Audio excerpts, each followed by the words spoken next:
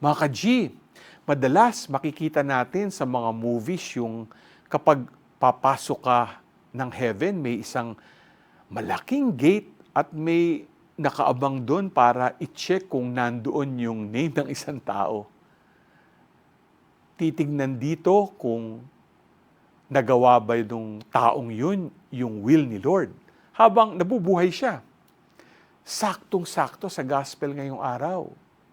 Sabi ni Jesus sa gospel ngayong araw, "For this is the will of my Father, that everyone who sees the Son and believes in Him may have eternal life, and I shall raise Him on the last day." Now that we are commemorating All Souls, let us follow the will of the Lord and pray for them. Pray for all the souls. Malay mo, your prayer can save a soul.